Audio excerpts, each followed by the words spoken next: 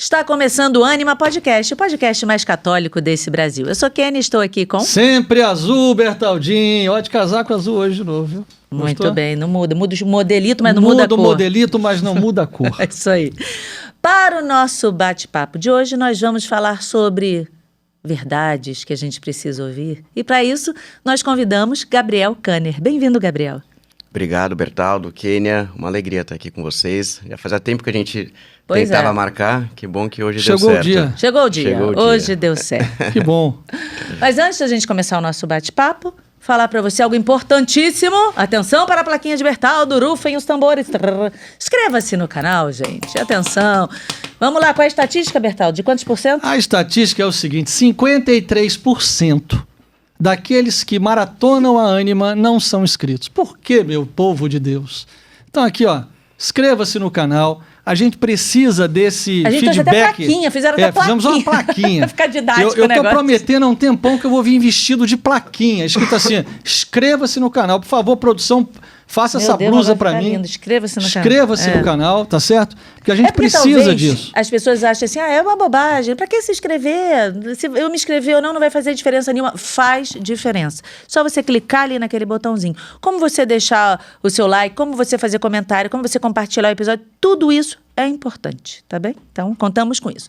E a segunda coisa importantíssima para falarmos no dia de hoje é sobre, olha que lindeza, esta Nossa Senhora de Murano, onde nós temos ela na loja animaoficial.com.br.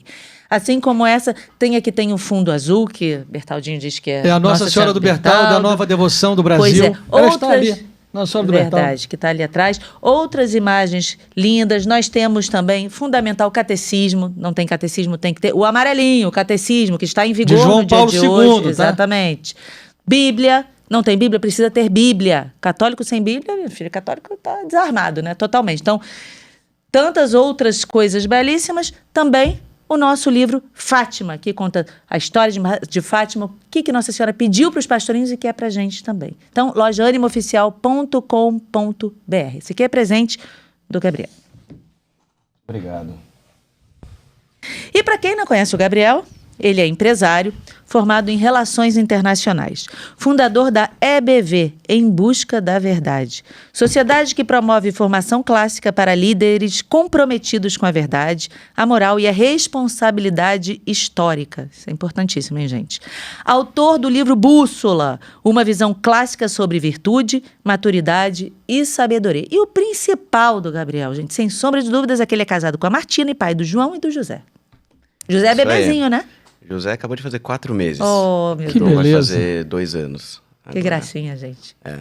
Tão pequenininhos ainda. Mas me diz uma coisa, o Gabriel sempre foi católico? Não. Não? É recente minha conversão, sempre fui ateu. Sempre foi ateu? É. Mas era ateu, graças a Deus, ou ateu convicto mesmo? Convicto. Se o avião chacoalhava, nem falava, Senhor, me ajuda. Não. Mas você não tinha uma certa dificuldade para ser ateu, não? Olha, eu não tive formação religiosa na minha casa. Então, meus pais eram católicos de IBGE, eu nunca tive contato com a igreja, não sabia o que era Deus, não sabia rezar um Pai Nosso, nada disso. E aí, quando eu cheguei na adolescência, ali 14 não foi batizado 15, nem para constar? Eu fui batizado. Eu fui foi batizado, mas não fiz... cumprir o ritual, né? Sim. Mas não fiz primeira comunhão, porque eu me neguei a fazer. E aí, quando eu cheguei com 14 para 15 anos, eu fui atrás de livros que pudessem me dar alguma resposta, né? Comecei a fazer essas perguntas que qualquer jovem faz. O que é a vida? O que é o universo? O que é isso tudo? E aí eu li 2 livros que influenciaram a minha jornada intelectual. O primeiro foi o Manifesto Comunista, do Karl Marx. E o segundo foi Deus, um Delírio, do Richard Dawkins. Mas caramba, já foi logo... Começou bem, hein? Putz, começou bem. E aí, numa tacada só, aos 15 anos, virei ateu e comunista. Convicto? Sim. Pro desespero dos meus pais. Imagina, gente. Putz, grila. Então, tô imaginando a cena. E aí comecei a trabalhar com 17 para 18 anos, aí me curei do comunismo. Essa parte foi mais fácil. Fala que todo jovem com bom coração já foi comunista, né? Tinha essa ideia de querer ajudar os mais pobres. Só que continuei ateu convicto durante a maior parte da minha vida adulta. Eu fui literalmente ateu de carteirinha. Eu fui membro da ATEA, que é a Associação Brasileira de Ateus e Agnósticos. Há uma associação de ateu? Sim. Há uma Existe. associação de ateus, inclusive eu já soube que uma vez essa associação processou uma pessoa, porque a pessoa falou assim, eu não sei, lembro se foi um crime, alguma coisa que aconteceu, e a pessoa falou assim num Acho programa. que foi o da Atena, não foi? Eu não sei quem foi, mas falou assim, isso é coisa de gente que não acredita em Deus, isso é coisa de gente que é ateu, isso é coisa não sei o quê. Aí eles processaram, sendo que eles não eram nada disso, não. Eu falei, caramba, o negócio tá feio. Eu acho que foi o da Atena isso, que ele falou no ar. Eu tô sendo processado por essa associação Associação dos dos ateus. Eu nunca soube que tinha uma associação. Por que tinha tanto ateu assim, né? E que hoje, são organizados. Hoje, olhando para trás, eu vejo claramente, é uma religião. Né? Eles substituem Deus pela ciência. Né? O Deus do ateísmo é a ciência, eles têm os seus apóstolos, seus santos, né? Richard Dawkins, Sam Harris. Então a estrutura é uma crença religiosa. E eu vivi assim durante toda a minha vida adulta, dos 15 até os 30 anos. Então negava com veemência a existência de Deus. Era aquele ateu chato que queria discutir, queria tirar sarro da religião, falava que a religião era uma ilusão usada por Coisa de homens carola, fracos. piegas, Exatamente, pessoas alienadas, né, que não entendem o que é a ciência e Mas tudo é mais. assim que eu gosto, aquele que espizinhava, aquele que falava, olha que coisa ridícula. Aquele que perseguia os cristãos. Vai lá rezar Não é? mesmo, vai. Muito exatamente. bom isso, gente. Então, assim, óbvio que eu gostaria de ter encontrado a fé mais cedo, mas eu vejo que eu consigo entender o outro lado, e hoje isso é útil para mim porque eu consigo conversar com ateus, eu sei exatamente qual o caminho que leva à conversão, que para mim foi um caminho muito racional, um caminho de muito estudo, muita reflexão, que foi quando eu conheci a minha esposa, a Martina.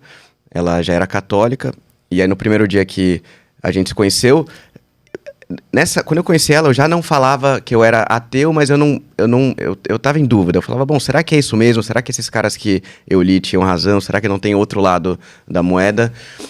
E aí o primeiro dia que eu conheci ela, conheci fazendo uma ação social em São Paulo, em 2020, na pandemia, que a gente montou um grupo para começar a levar marmita para moradores de rua. Como a gente, em março de 2020.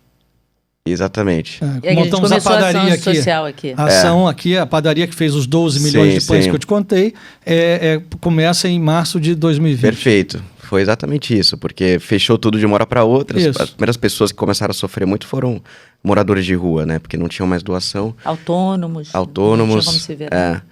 E aí eu juntei um grupo junto com um amigo, a gente começou a fazer essas ações no centro de São Paulo.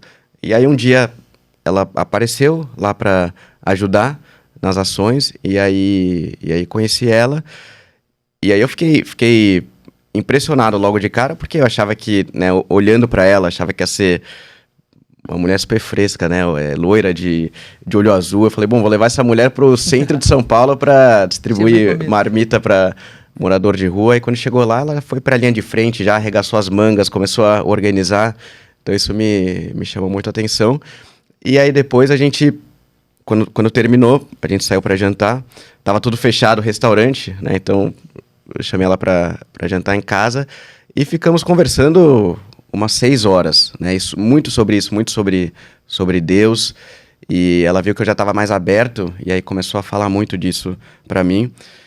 E eu estava interessado nela também, então estava escutando, né, com muito interesse, com muito interesse, né? Estava prestando atenção em aula teológica que você nunca imaginou. Estava prestando bastante atenção. Qualquer professor. E aí começamos a namorar, eu comecei a fazer catequese, que eu não tinha feito, fiz a primeira comunhão. Mais ou menos nessa mesma época eu conheci o Guilherme Freire, que já veio aqui, que hoje é meu sócio, e comecei a estudar filosofia. Então o Guilherme começou a dar recomendação de livro para mim, e eu comecei a ler e descobri todo esse universo da educação clássica, da filosofia, que para mim era tudo novidade. E eu tive um choque muito grande, porque eu estudei no que são considerados bons colégios em São Paulo, colégio internacional, fiz intercâmbio, não sei o quê. E minha vida toda eu escutei que minha educação tinha sido de excelente qualidade. Eu escutava isso o tempo todo. Gabriel, você teve acesso ao melhor que a educação pode oferecer. E eu sempre achei que isso fosse verdadeiro. Aí quando eu comecei a pegar os livros, para ler os livros que literalmente fundaram a nossa civilização, eu falei, caramba, eu fui enganado a minha vida inteira. Não é possível que literalmente os livros mais importantes da história ficaram de fora da minha educação. Tem alguma coisa muito errada. E aí fui me aprofundando nesses temas, descobri... aí comecei a ler Platão, Aristóteles, descobri o que é a metafísica de Aristóteles, né, os argumentos racionais a favor da existência de Deus, o que é a imortalidade da alma, qual o argumento racional para a imortalidade da alma, as 5 vias de São Tomás de Aquino. E para mim começou a ficar muito evidente que eu a vida toda tive errado, né? Porque na minha cabeça, antes, a posição racional era a posição do ateísmo. Porque eu falava, bom, eu quero ser uma pessoa racional, quero estar do lado da ciência. Então a religião não faz sentido. E aí quando eu comecei a ver o que esses caras tinham falado, Aristóteles, São Tomás, eu falei, caramba, é exatamente o contrário. A posição racional é a de que Deus existe. E a posição do ateísmo... A coisa da ciência, se você for estudar bem... a igreja está na ciência desde o início. Desde o início. Ou seja, se nós pegarmos aí quantos cientistas, que eram até padres e bispos, então, e que absolutamente nada tinha a ver contrário à fé. Né? Pelo contrário, vai nos mostrando a criação de Deus. Com certeza. Né? O que a fé vai fazendo ali junto com a ciência é nos revelando como a criação de Deus foi feita. Sim. Cada vez mais que a gente vai descobrindo... digamos assim, os pormenores da história. Então, Exatamente. Seja do universo, seja do ser humano. A ciência vai estudar a natureza, né? Mas não é do objeto da ciência discutir a existência de Deus ou não, porque isso tá fora do escopo da criação, né? Então é como se você usasse um microscópio para estudar a própria existência do microscópio. Não faz sentido, né? Isso, obviamente, eu não entendia na época, mas é outro tipo de argumentação. Então, óbvio que a ciência é uma ferramenta muito importante para entender a natureza, para conhecer a verdade, mas não é a única ferramenta, né? Por isso que Aristóteles criou a metafísica, aquilo que está além da física. Isso é importante as pessoas entenderem, porque qual que é a diferença? Quando a gente olha para o método científico, né, da ciência empírica, como é que funciona? Você não entende como funciona um fenômeno no mundo. Então, por exemplo, cai um raio do céu. Eu não entendo como funciona esse fenômeno. Então, eu vou lá, eu crio uma hipótese para explicar esse fenômeno. E se ao longo do tempo aparecer uma hipótese melhor, eu descarto a anterior, assumo essa, e assim a ciência vai evoluindo ao longo dos anos.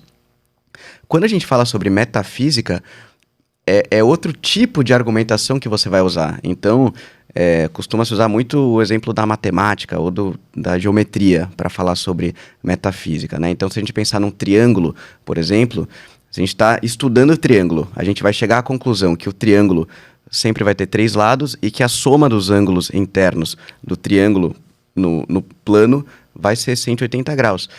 Isso não é uma hipótese sobre a natureza do triângulo. Isso é uma verdade metafísica sobre a natureza do triângulo.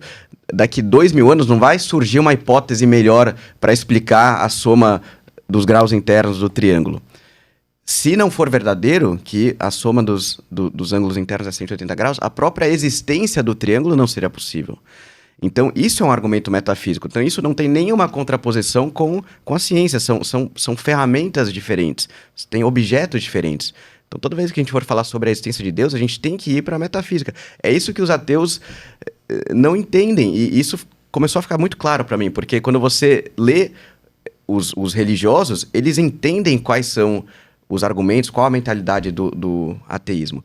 E os ateus não entenderam o outro lado, eles não entenderam o que Aristóteles falou, o que São Tomás de Aquino falou. Eles acham que São Tomás, por exemplo, está argumentando a existência de Deus como se fosse uma hipótese para explicar coisas que a ciência ainda não tem resposta, que é o argumento do Deus das lacunas, né? Então, Deus nada mais serve para preencher esse espaço que a ciência ainda não ocupou, e conforme a ciência vai avançando, Deus vai retrocedendo cada vez mais.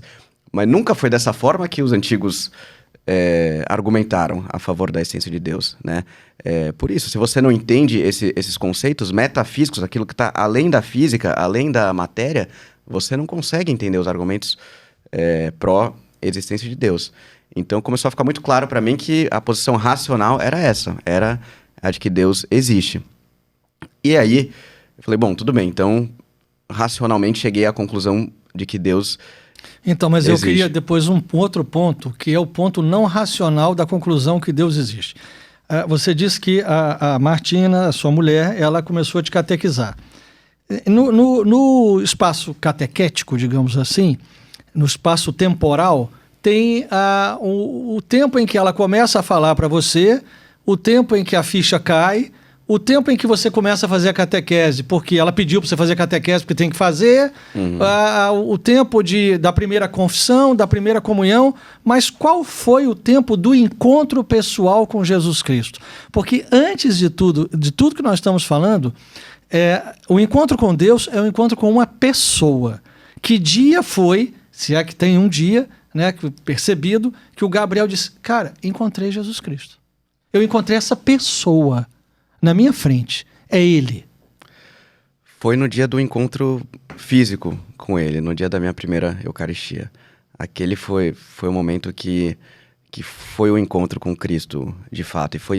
Eu tinha 31 anos quando eu recebi a minha primeira comunhão.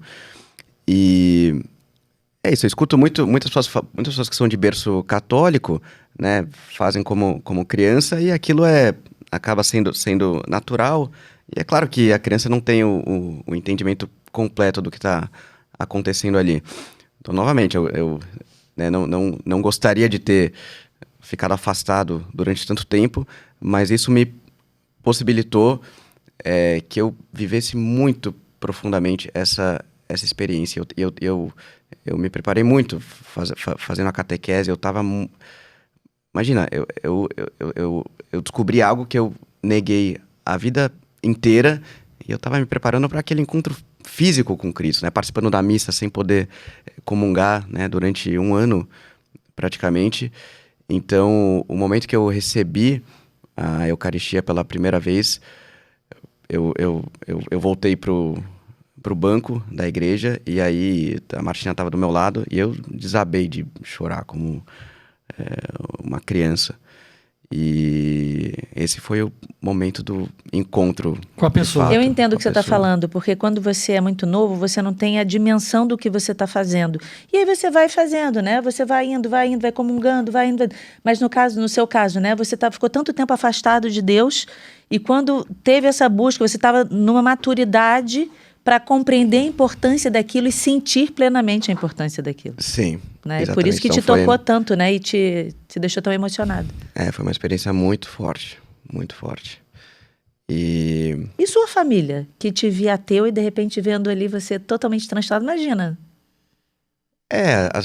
assim, os meus pais gostaram, eles estão se aproximando agora novamente da igreja também, de Deus.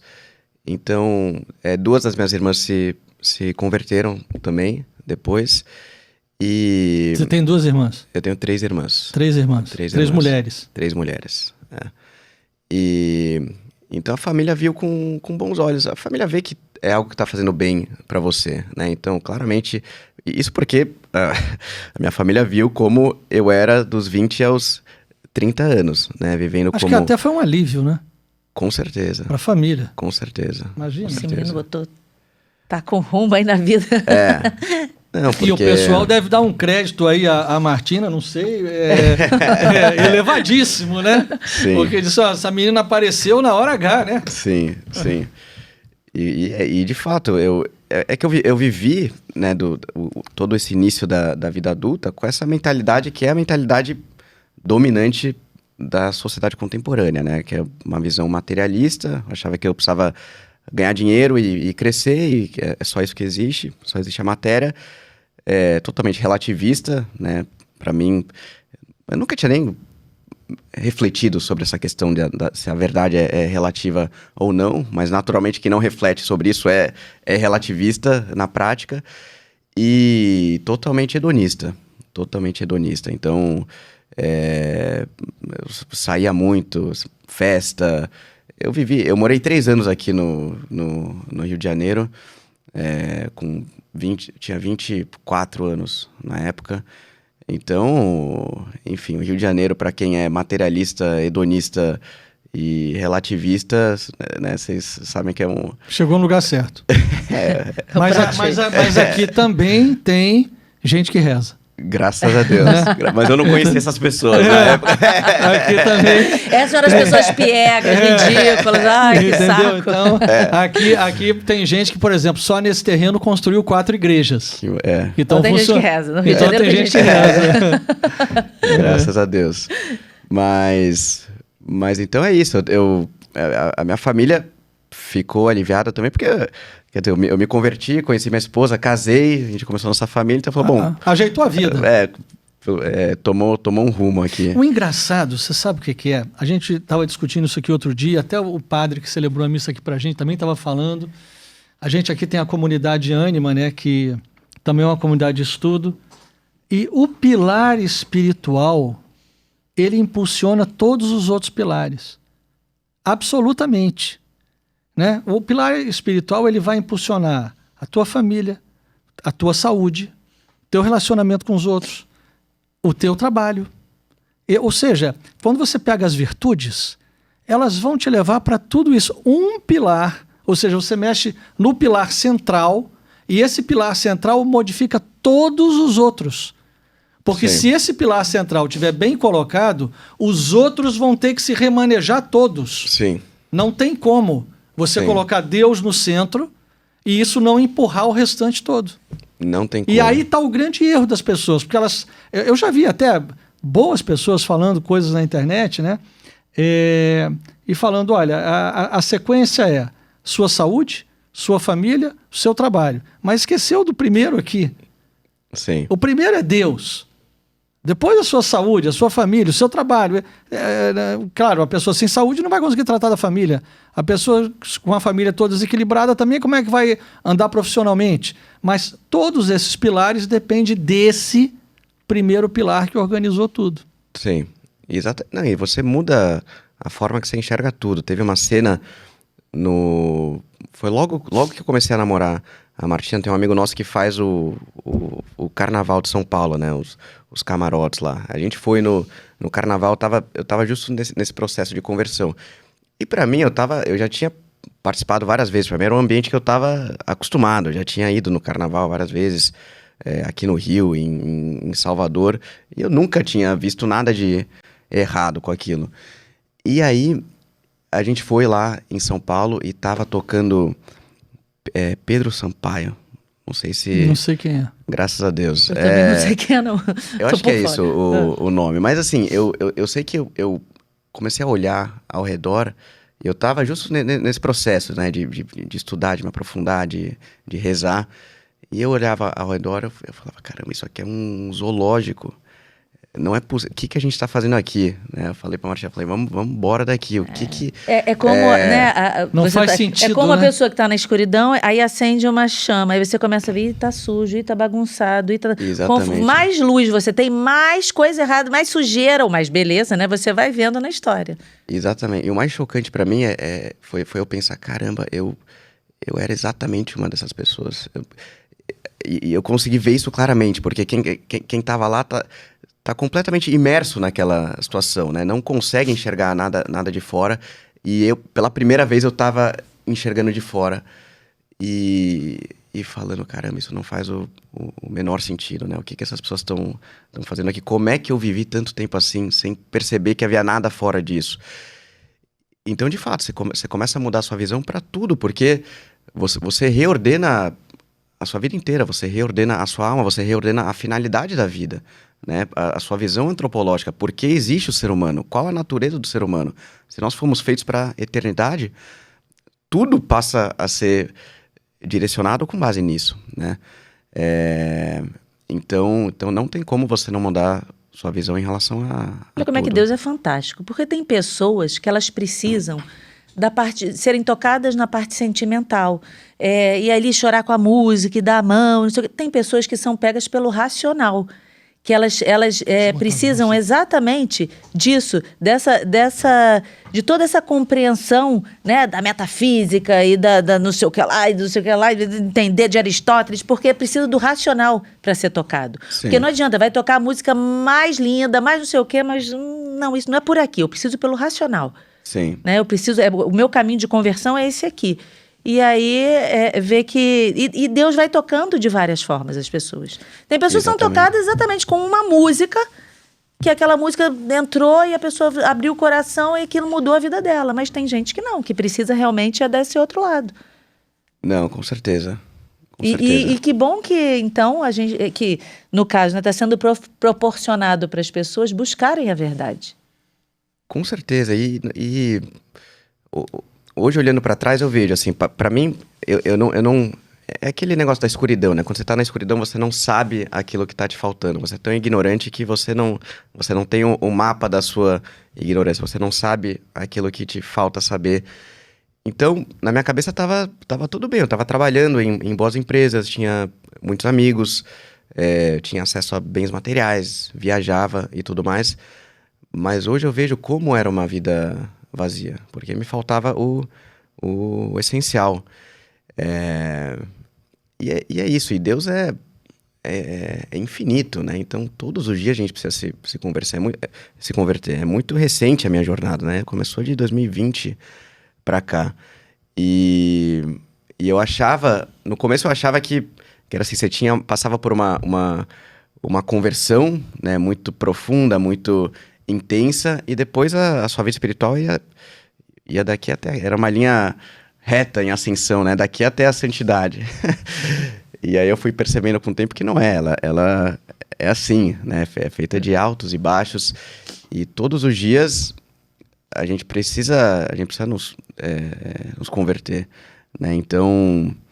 Tem momentos de mais aridez. Sim. Né? Porque cada vez mais a luz vai ficando intensa. Você sabe que esse livro, Fátima, né? Fátima está envolta no mistério da luz. Absolutamente tudo de Fátima está em torno da luz.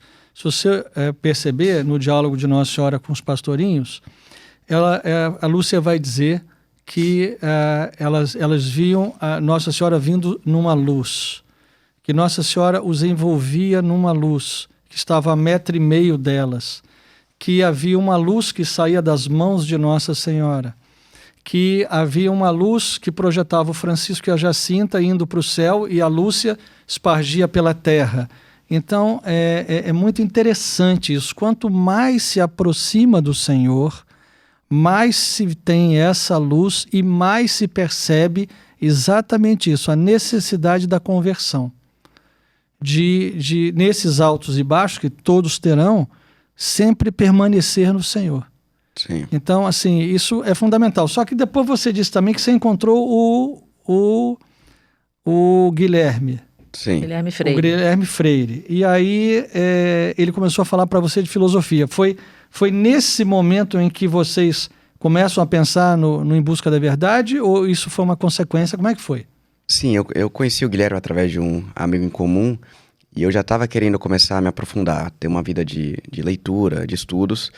E aí o Guilherme começou a recomendar esses livros, eu comecei a ler e a cada 2 semanas a gente se encontrava para falar sobre esses livros. E aí chegou uma hora que a gente falou, isso aqui tá muito bom para ficar só entre nós, a gente tem que pelo menos chamar nossos amigos para escutarem essas conversas que a gente tá tendo.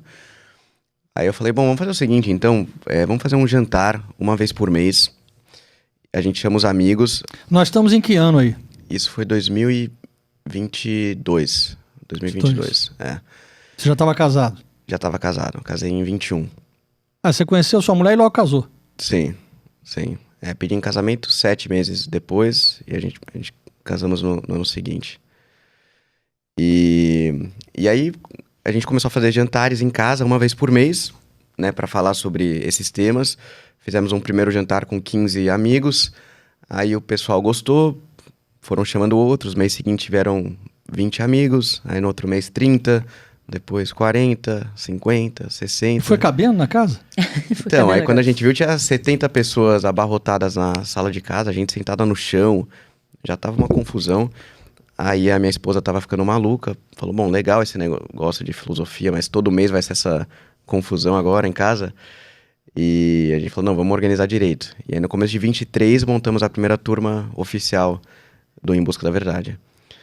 E a gente começou, os primeiros encontros a gente fazia em restaurante, em churrascaria. E aí fomos estruturando, foi crescendo a empresa. E hoje a gente conseguiu formatar esse modelo, né? Que é uma formação de 2 anos, onde a gente se aprofunda em vários desses temas. E começamos a fazer agora imersões de 2 dias também. Muito para quem é de fora de São Paulo, né? Que não conseguia ir todo mês para São Paulo. Então agora o pessoal consegue passar 2 dias lá, tendo essa imersão mais intensa. Mas quando você diz a formação de 2 anos, é uma vez por mês? Uma vez por mês. E continua o modelo de aula e jantar? Exatamente. Quando a gente foi para aquela sede, na Faria Lima, primeiro a gente fez o auditório, e aí ficou bacana o auditório, mas a gente foi percebendo com o tempo que a gente perdeu aquele elemento inicial do jantar.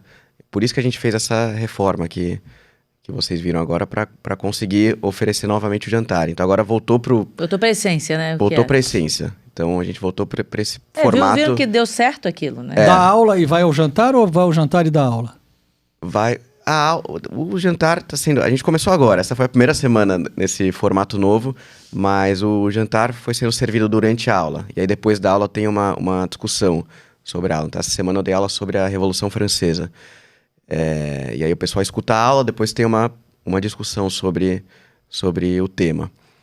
Então é fundamental esse contato também, as pessoas conversarem, porque claro que a trilha pedagógica é fundamental, mas tão importante quanto é a comunidade, o grupo, né? Por isso que nós chamamos de sociedade de formação clássica, porque é uma sociedade de pessoas que têm valores em comum, que querem se aprofundar, querem estudar, querem partilhar amizades, viagens, né? Os filhos ficam amigos, tem pessoas que fazem projetos juntas, fazem negócios, né? A gente não é o nosso foco, a gente não fala sobre... Tem até um pouco de aversão a esse networking de empresários, né? Que é só para isso, né? Para fazer negócio. Mas acaba surgindo de forma natural, porque as pessoas convivem, né? Conversam. Às vezes tem interesse em comum. Exatamente, tem valores em comum, então isso acaba surgindo também. E aí a gente vai fortalecendo o grupo, né? A gente começou, né, desde o início focando no público empresarial, porque a gente começou a entender que o nível das nossas lideranças no Brasil, né, principalmente as lideranças empresariais, mas de forma geral também, é medíocre, assim, sendo bem sincero. Então, não dá para a gente aceitar isso passivamente. A gente precisa urgentemente acelerar isso, ter um projeto de formação de lideranças que seja muito mais capacitada, lideranças muito mais profundas, com uma visão muito mais clara desses temas tão importantes, porque a nossa história foi essa. Nossa história foi feita de grandes homens que tiveram esse tipo de formação, né? Então, por exemplo, a gente tem uma aula que a gente fala sobre os grandes líderes da história, né? Começando com primeiro os filósofos gregos, Sócrates, Platão, Aristóteles, né? A mentoria que Aristóteles deu para Alexandre o Grande, depois Júlio César, Constantino, um imperador fantástico, Justiniano, Carlos Magno. Vocês têm uma linha cronológica. Sim. Então, a história do mundo, né, e a história principalmente aqui do Ocidente, é forjada por esses grandes líderes. O que eles têm em comum? Esses grandes líderes foram educados com base numa educação específica, que é a educação clássica, que é essa educação com base em virtudes e tudo isso. E não é por acaso que a gente abandonou esse tipo de educação e que a gente só tem líderes medíocres hoje em dia. Não é? É claro que uma coisa está conectada com a outra. Então a gente precisa retomar esse tipo de educação, né? As pessoas precisam voltar a ter contato com esse tipo específico de formação. E eu estou muito otimista porque a gente vê muitas pessoas em posições de liderança, muitos empresários despertando para isso, querendo se aprofundar, querendo mudar de vida, porque não adianta você falar, eu vou ser um grande líder de qualquer coisa, se a tua vida não está em ordem, né? Então, primeiro é a mudança da vida interior, primeiro é você ordenar a sua própria família, né? A educação dos filhos, depois a sua empresa, E aí a gente consegue começar a ter um grupo cada vez mais forte de líderes empresariais vivendo esses valores, vivendo essas virtudes, porque tem que ser verdadeiro, não pode ser da boca para fora. A gente está cansado de pessoas que dizem que defendem os bons valores, eu defendo a família, eu sou conservador, mas você vai ver que aquilo é só discurso, que a pessoa não vive aquilo. Então, e você tem alguma pretensão também de tentar fazer isso com aqueles que estão nos postos de políticos? Olha, Bertaldo, eu já tive envolvimento com a política. Eu fui candidato a deputado federal em 2018 por São Paulo. Graças a Deus não me elegi. Foi providência divina. Porque...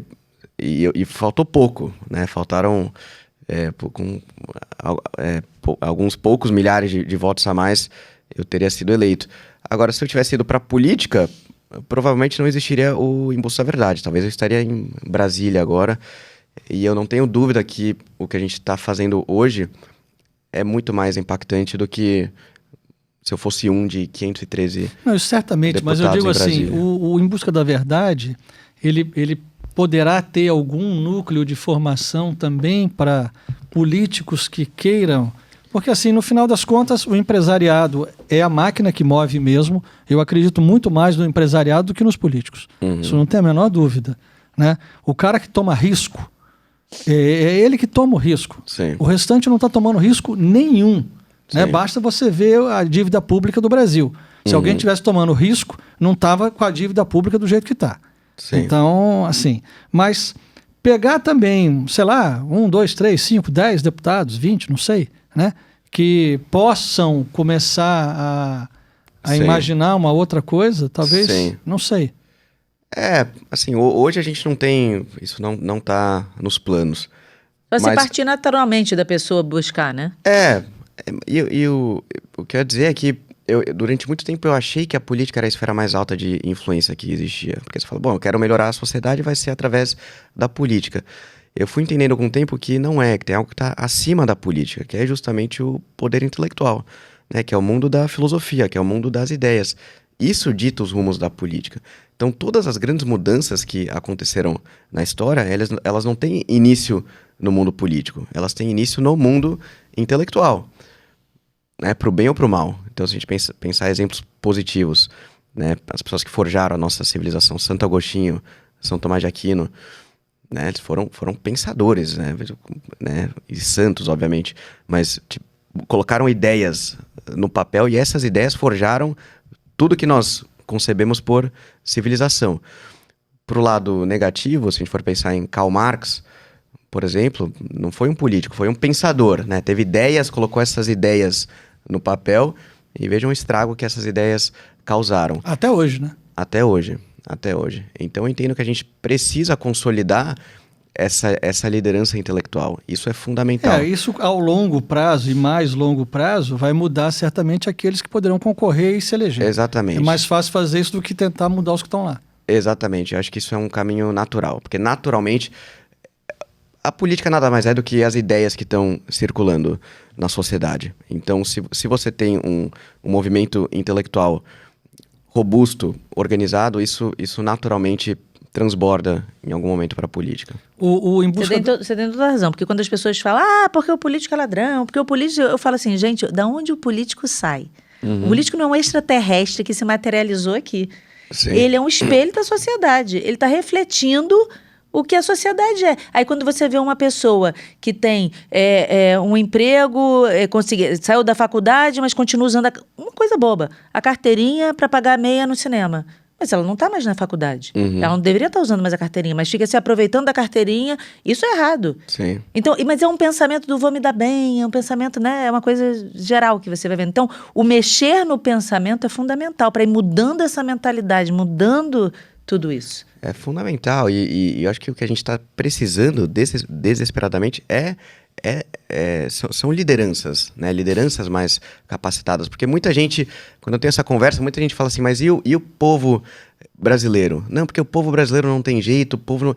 Assim, eu já escutei muito isso e eu confesso que me deixa um pouco irritado, né? Chega o cara é um grande empresário, né? Tem uma posição de destaque, de influência, e aí fala, não, mas o problema do Brasil é a cultura. é a cultura do povo brasileiro. E aí eu falo, obviamente não dessa forma, mas o meu filho, e a sua cultura, né? Quantos livros você leu esse ano? Assim, o cara não lê um livro há 5 anos e tem a cara de pau de reclamar da cultura do povo brasileiro. O que está faltando são líderes capacitados que tenham cultura, né? Que tenham... Para formar os seus liderados. Exatamente, que tenham esse tipo de formação. O povo brasileiro está desesperado para que apareçam esses líderes. A gente está tendo movimentos de massa gigantescos, movimentos de conversão, está tendo um renascimento católico impressionante no Brasil, agora paróquias lotadas no país inteiro. Frei Gilson colocando 1.400.000 pessoas às 4 da manhã para rezar o rosário. Esses movimentos de massa estão acontecendo. O que falta é a liderança, porque a liderança é totalmente desconectada do povo e ela não estuda, então ela não sabe o que fazer, não tem uma visão clara sobre qual caminho seguir, e aí o povo fica totalmente refém desse sistema completamente disfuncional, completamente desconectado das nossas origens, da nossa fundação, né? Por que o Brasil foi fundado? O Brasil foi fundado para ser o grande império católico do Hemisfério Sul. Nós somos o maior país católico do mundo. Nós fomos forjados para ocuparmos essa posição de destaque. Por isso que eu acho que o Brasil tem uma vocação fundamental a ser cumprida de ser o grande império católico do mundo. Nós somos isso. Nós fomos fundados para isso. E eu acredito que nós voltaremos a ser isso. A gente só tem que redescobrir quem nós somos, né? O que é essa terra? Por que esses heróis do passado, da Ordem de Cristo, atravessaram o oceano para chegar aqui e fundar a terra de Santa Cruz? O que estava no coração desses homens? É isso que está no coração do povo brasileiro. A gente só tem que redescobrir isso. É um tesouro que a gente tem enterrado no nosso coração, mas ao longo de séculos foram jogando tanta terra em cima que as pessoas foram esquecendo. Agora, se a gente limpar essa terra, toda essa sujeira que tem em cima, as pessoas estão desesperadas por isso. A cultura marxista, ela tomou as universidades e os seminários. Exatamente, exatamente. Agora, vocês imaginem um líder, por exemplo, que se a população visse qualquer líder se ajoelhando ali, recebendo a Eucaristia, assim, a população ia olhar e falar... Tem uma definição que eu gosto bastante de Santo Agostinho sobre um povo, né? Que a gente pode pensar em várias formas de definir um povo, né? Um conjunto de pessoas que vivem no mesmo território, que têm costumes em comum.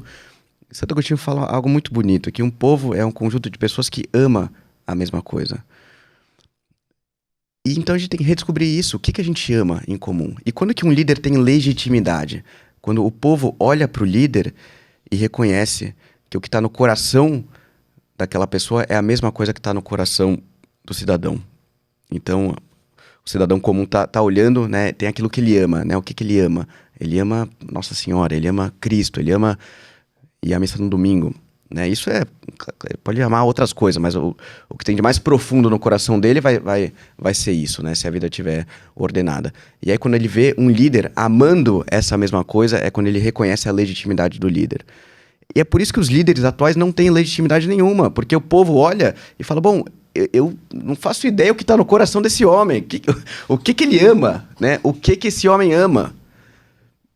Se a gente não tem clareza sobre isso, como é que a gente vai ter lideranças com legitimidade?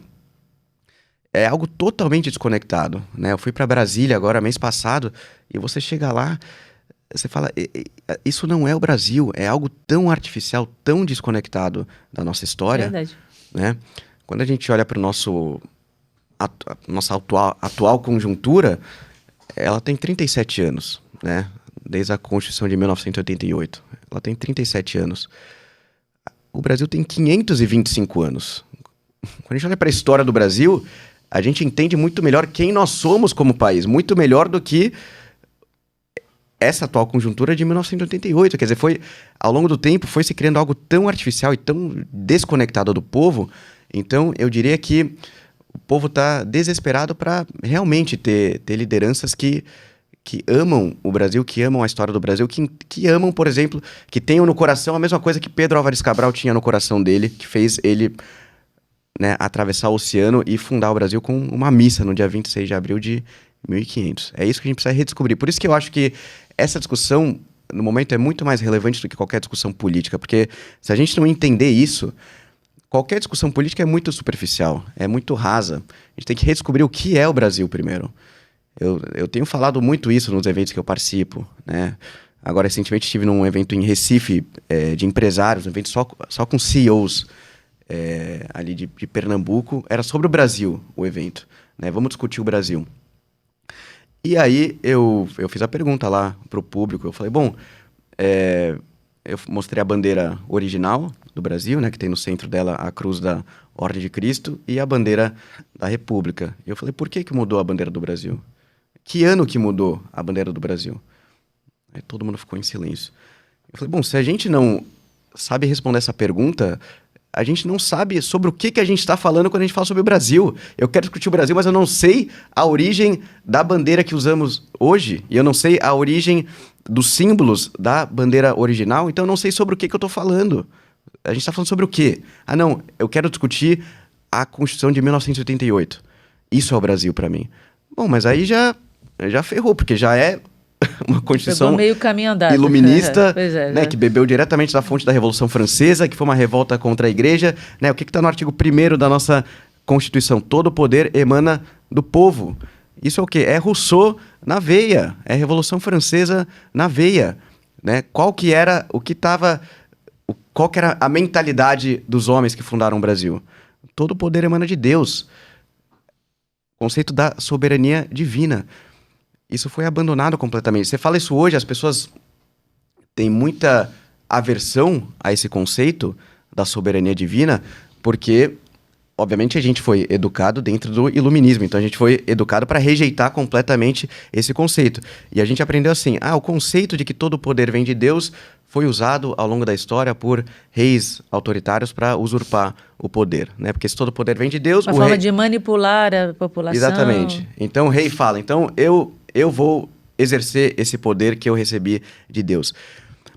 Mas a gente vai ver ao longo da história que todas as vezes que a gente teve o conceito de soberania divina implementado nas sociedades, nos diversos países, isso coincidiu com a limitação do poder do Estado. Isso foi o maior limitador do poder do Estado. Por quê? Esse conceito não existia para fazer os súditos obedecerem ao rei. O conceito de soberania divina sempre existiu para fazer o líder, o rei, curvar sua cabeça e se ajoelhar diante de uma autoridade superior a ele, que é uma autoridade divina. Esse sempre foi o conceito. E aí, quando chega Rousseau com o conceito de soberania popular, ele falou que não, agora a gente abandonou esse conceito. Então, o autor do poder não é mais Deus. O autor do poder não é mais Deus. Porque antes era assim, né? O autor do poder é Deus e a população entrega ao rei esse poder para que ele seja exercido. No momento que a gente abandona esse conceito, então agora o autor do poder não é Deus. Quem é o autor do poder, então? É o povo. Soberania popular. Mas quando eu entrego esse poder para o povo, qual que é a consequência lógica disso? Que se um líder chegar lá, ele não tem nenhuma autoridade superior a ele. E o líder vai fazer o que ele quiser fazer em nome do povo. E quem vai falar que ele está errado? Porque ele está falando em nome do povo. Em nome do povo que o elegeu, né? Exatamente. Ainda por cima. Exatamente. E um rei da Idade Média, por exemplo, nunca teve poder para criar leis. Isso é uma coisa que as pessoas não pensam. Um rei nunca teve poder para criar leis. Qual a lei que eles seguiam? Era a lei divina, era a Sagrada Escritura, que era uma lei imutável. Então, qualquer líder que começasse a atuar contra a lei divina, contra a lei imutável de Deus, seria derrubado em pouquíssimo tempo pela população. Aí a gente falou, não, né? Revolução Francesa, tudo isso, Revolução Gloriosa na Inglaterra, a gente falou, não, mas por que a gente vai respeitar a lei de Deus? Deus não é mais o autor do poder. Quem que é o autor do poder? São as pessoas, né? Então agora os homens vão fazer as leis. Então a gente vai dar ao homem o poder de fazer a lei. Agora nós teremos parlamentos e esses parlamentos escreverão as leis. Mas aí olha o que começou a acontecer. A gente, antigamente, por que a gente tinha estabilidade na sociedade? Porque as leis eram imutáveis, né? Agora, quando você deu ao homem o poder de criar as leis continuam imutáveis? Claro que não. As leis são infinitamente mutáveis. Elas mudam todos os dias, né? Então você tem uma sociedade completamente à deriva, né? Não tem um ponto fixo no qual as pessoas podem se segurar, né? Ela está o tempo todo mudando. A gente perdeu esse conceito completamente, e o que aconteceu é que você abriu poder para o crescimento do Estado de forma ilimitada. Porque agora o Estado não precisa mais se subordinar a uma autoridade superior, ele é a autoridade superior e ele vai aumentar o poder dele infinitamente em nome do povo. Então, essa é a situação que a gente tem hoje. Quando a gente pega, por exemplo, eu escutei isso do cardeal Lorenzo Baldisseri, que os diplomatas em Brasília, quando ele era núncio apostólico no Brasil, ficavam muito admirados como é que a igreja tem um único livro de código para poder governar a igreja inteira. Código de Direito Canônico. Um livro. Um livro. E acabou-se. A gente tem, se você pegar, por exemplo, sei lá, qualquer direito, tributário, família, qualquer um, você vai ter 250 mil livros falando de coisas que... não estou dizendo que elas são irrelevantes hoje. E hoje no direito ainda tem sempre as atualizações, o nosso né? sistema é assim, mas que é uma coisa doida, né? E assim, não é critério da verdade a opinião pública dominante, nem da maioria. Uhum. Isso não é critério da verdade. Nunca foi e nunca será. Sim. Né? Porque você vê frequentemente que a opinião pública dominante, mesmo que seja a maioria, às vezes faz... seguidas vezes, aberrações. Sim. Uma atrás da outra. Nunca se supera na aberração. Sim. Isso é um fato concreto também. Então, eu sempre dou esse exemplo para os empresários, né? Eu falo assim, façam esse experimento. Vocês vão chegar amanhã na empresa de vocês, 9 horas da manhã, e vocês vão falar, bom, depois de refletir muito, eu cheguei à conclusão que a melhor forma de tomar uma decisão é pela opinião da maioria. Então, todas as decisões da empresa serão votadas entre todos os funcionários. acabou, quebrou. Tá certo. Ninguém nunca testou isso na empresa. Não, ninguém é doido. né? Que horas que é o almoço? Já começa o problema. Qual o onde? tipo É de comida meio-dia? que vai ter no almoço? Putz, grilo. Qual o uniforme? Não tem condição. A coisa não vai adiante. Tem que ter regra. E a expansão do Em Busca? Vocês agora, além Não tá de só São em São Paulo. Porque, por exemplo, tem gente que está assistindo a gente e fala, opa, me interessei nisso. Uhum. E aí, como é que a pessoa tá, sei lá, em Recife, Como é que você vai tá botar em em Brasília, todos os tá estados brasileiros? Como é que é isso? A gente Não monta- tem online, é só presencialmente. É presencial. Online, claro que é excelente, mas presencial, nada substitui presencial, Não. né? A gente tem uma conversa, poderia ter feito essa conversa online, mas Não dá não é a certo. mesma coisa eu estar aqui A gente junto com nunca vocês. fez um podcast online. Porque não Perfeito. é a mesma coisa. Não é a mesma coisa. Você não consegue olhar no olho da pessoa, né? Pela tela. E então é presencial. A gente começou esse programa de imersão agora, chamada Imersão Alexandre, que é uma imersão de 2 dias, que é uma homenagem a Alexandre o Grande, né? Só para deixar claro. Não é outra figura. Eu demorei para cair a referência. Vamos deixar claro que a gente está falando de Alexandre uma imersão o Grande. sobre Alexandre. Sobre O Alexandre. Grande. Hã? O Grande. Não, mas cuidado, que mesmo falando Alexandre o Grande, Alguns podem se sentir tão alguns grandes podem se que sentir podem, grande. né? Aqui Alexandre Grande que você está se De referindo. qual você está se De qual referindo? ano? De quem? De onde é que ele é? De onde é que é? Conta pra gente. Pupilo de Aristóteles. Pupilo de Aristóteles. Entendeu? Essa foi muito... Demorou para cair a ficha. Então é uma imersão de 2 dias em São Paulo que a gente desenvolveu exatamente para quem é de fora de São Paulo. Então vem muita gente de fora, passa lá 2 dias com a gente. É o dia inteiro? O dia Como é que inteiro. Sexta o dia todo e sábado o dia todo. E aí a gente tem turmas permanentes agora em Belo Horizonte e agora estamos montando no Rio de Janeiro também. Mas aí muito essa bem. imersão dos 2 dias continua em São Paulo ou vai ter no Rio? A imersão é em São Paulo. Sempre? É em São Paulo. Sempre em São Paulo, sim. Por exemplo, eu sou aluno no Rio de Janeiro, vamos supor, né? Você.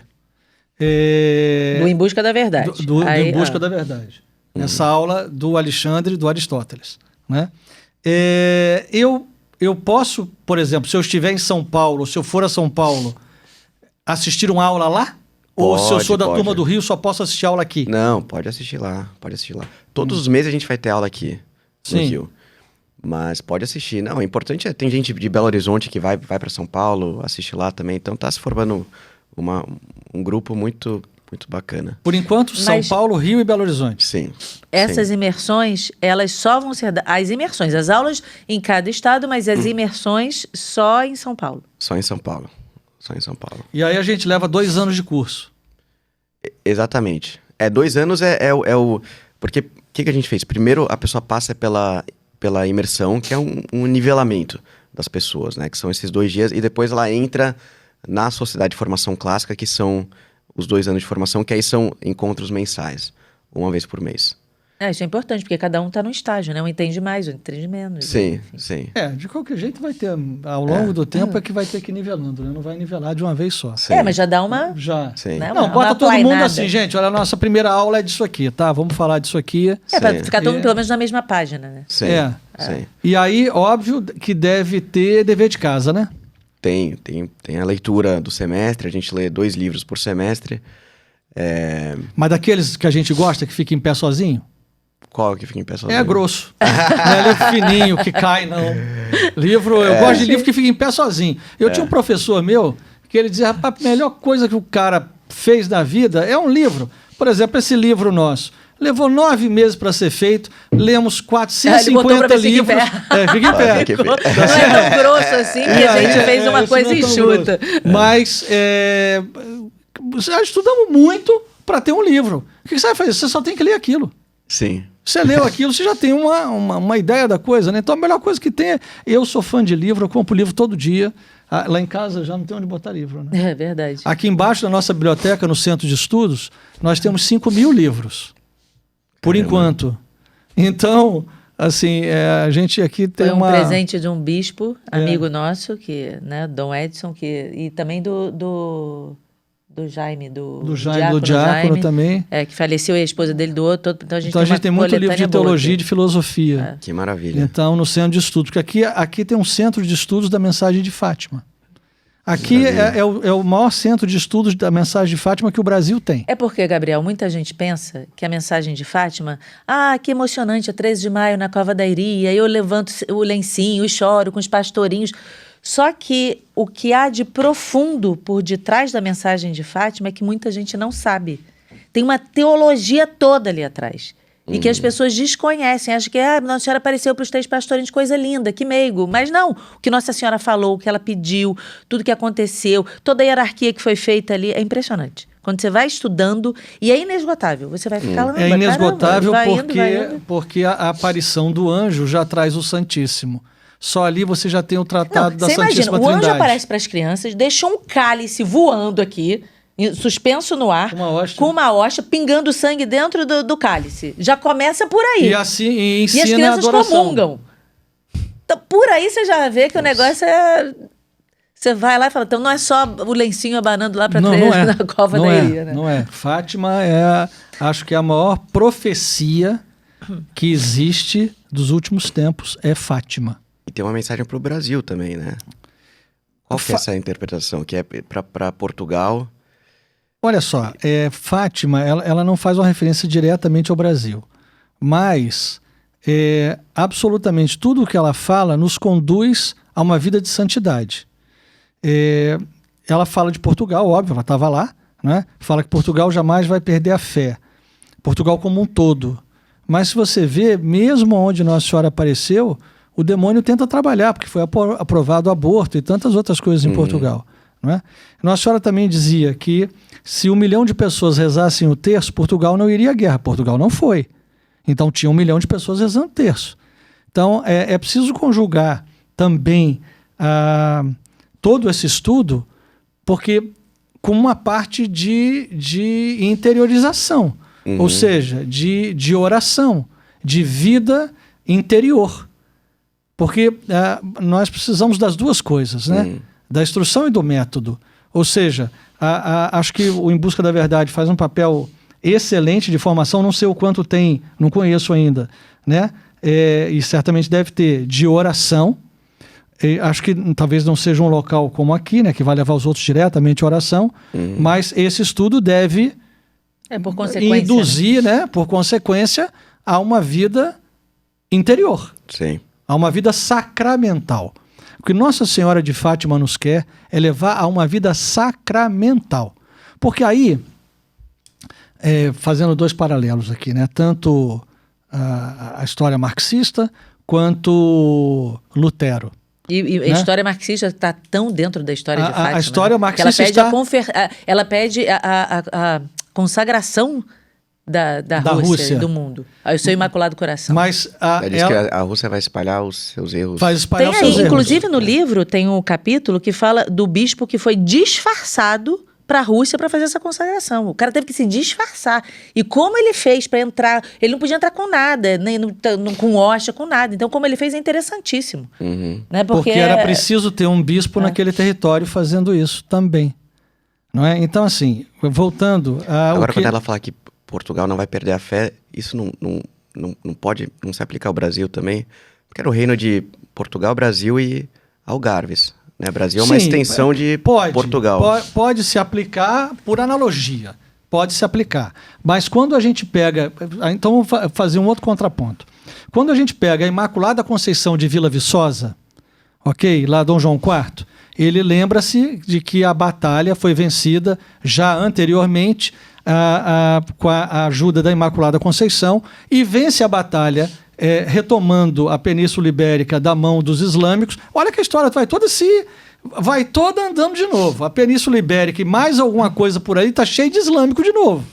Nada contra o islâmico, mas é uma realidade que está acontecendo. Sim. Você falou da França, que traiu a igreja completamente, né? Traiu a Jesus Cristo e muito em seus conceitos todos, e hoje as cidades inteiras lá povoadas de não católicos. Sim. As igrejas dessacralizadas, não apenas, e aí a gente vai voltar em Fátima, na peregrinação da imagem, quantos países na primeira peregrinação da imagem eram católicos e hoje você pega França, Holanda, Bélgica e Companhia Limitada e as igrejas estão dessacralizadas, enfim. Mas tem igrejas que viraram bares. Gente, o que eu mais tenho visto... Eu tô ficando enlouquecida com isso. Igreja virando bar, boate, piscina, pista de skate, livraria, o menos pior do que eu vejo.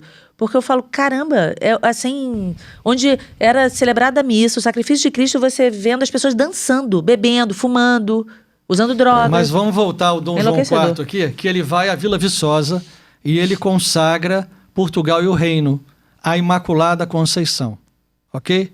Nossa Senhora, que não é boba nem nada, sabia que o Brasil ia se separar de Portugal. E em 1717, ela faz aparecer no Rio Paraíba a Imaculada Conceição, ok? Aí o pessoal dá uma volta danada, não sei o que lá, colocam Pedro de Alcântara, por razões óbvias, né, como padroeiro. Não adiantou de absolutamente nada. A Nossa Senhora consegue, né, de que no Morro do Castelo, e a batalha que Dom João IV vence é contra o exército castelar, ou seja, e no Morro do Castelo, no Rio de Janeiro, Nossa Senhora da Conceição, a Imaculada Conceição, é proclamada novamente padroeira do Brasil. Então, assim, para a gente entender que tudo isso que você está falando faz um sentido, mas muito grande, muito grande. Nós estamos falando, quando eu falo de Dom João IV e eu falo do Brasil separado de Portugal, ainda era aquela bandeira que você se referiu. Uhum. Entendeu? Sim. Não era a bandeira nova, mas Nossa Senhora disse, poxa, o pessoal vai se separar, deixa comigo, né? Eu vou aparecer e a imagem da Imaculada é a mesma imagem daquela que está em Vila Viçosa, a Imaculada Conceição. O fato é que não é coincidência. Quando você vai juntando as peças, você vai vendo que monta um quebra-cabeça e que Fátima vai muito além do devocional. Do só, como eu falei, do lencinho de você ficar. Vai muito além disso. E que quando as pessoas passam a conhecer e passam a mergulhar, falam, caramba, olha que mundo tem Mas aqui, tem né? um detalhe aí importante para você, desculpa, só porque agora nós estamos na parte histórica. A primeira imagem de Fátima, e aí a gente precisa muito da sua ajuda nisso também, sabe? Acho que você podia juntar força conosco. A primeira imagem de Fátima, a culto público, fora de Portugal, aonde ela está? Saberia me dizer?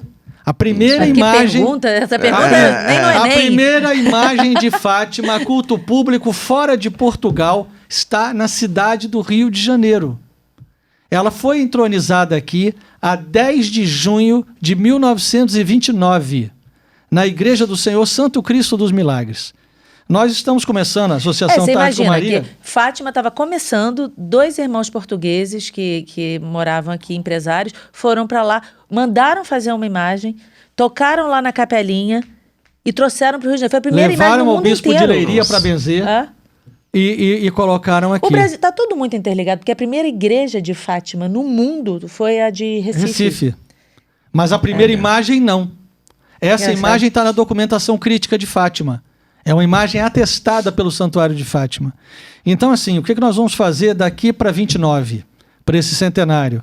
Nós vamos fazer livro, nós vamos fazer palestra pelo Brasil inteiro, nós vamos retomar Fátima, porque Fátima estava aqui no primeiro lugar. Ela escolhe a cidade do Rio de Janeiro, cara, para Que colocar a maravilha. sua primeira imagem no mundo fora de Portugal. E ela, a primeira réplica da Capela das Aparições, onde é que está? Aqui. Rio de Janeiro. Aonde foi o primeiro culto aos então beatos Francisco e Jacinta, que só poderia ser em Portugal. Aqui.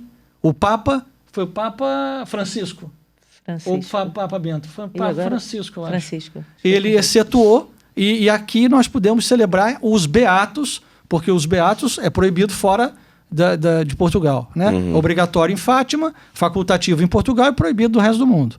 Então, foi feito aqui também na Capela das Aparições. Então, o Rio de Janeiro tem isso muito forte com a história de Fátima, e aí sim a gente pode falar do Brasil com Fátima, e todas as igrejas de Fátima que tem no Brasil, e pode ser um caminho muito importante de ajuda a esse conceito de filosofia, a entender as coisas. Que bom que o Busca a da formação Verdade das está pessoas. chegando no Rio de Janeiro, né? Exatamente para ir fazendo esse pensamento, abrindo os olhos das pessoas, cair as escamas das vistas das pessoas e as pessoas enxergarem a verdade. Né? Sim. O nome é muito bom, Em Busca da Verdade. Muito bom. E em busca da verdade só vai chegar num lugar, né?